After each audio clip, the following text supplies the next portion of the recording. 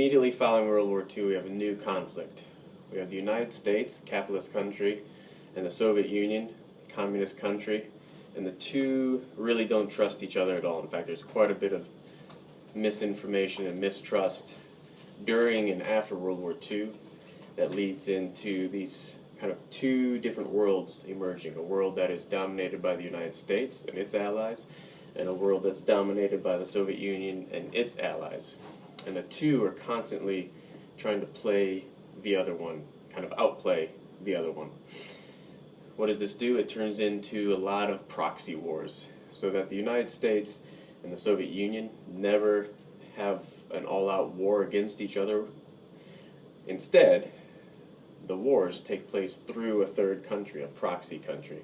So, for instance, the United States and the Soviet Union don't fight directly against each other in Korea, but they fight through Korean armies.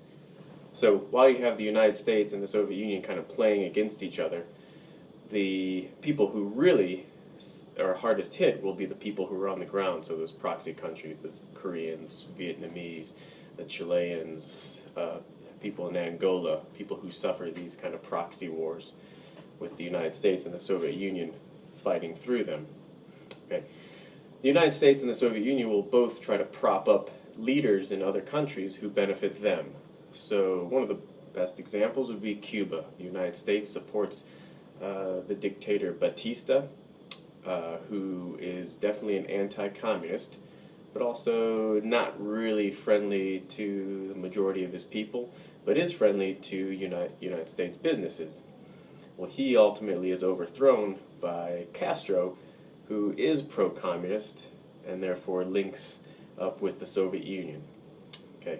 Other cases would be the United States overthrowing socialist-leaning leader Allende in Chile and propping up Pinochet, someone who hates communism.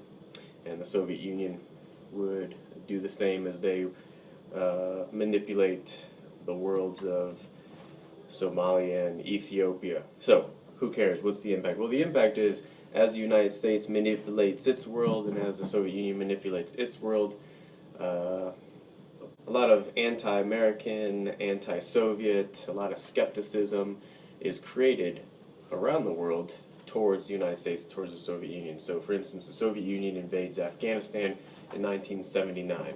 Again, there's an all-out anti-Soviet, anti-imperialist movement in Afghanistan to boot out the Soviets. And this actually brings in a bunch of fighters from around the world, namely around the Muslim world, flock into Afghanistan to defend the Afghan country from the Soviet invaders, which actually ultimately the Afghans are successful. The Soviet Union withdraws and falls soon after. But that leaves long-lasting hatred towards these imperialist, Western, Soviet, U.S. Countries, which we still live with today.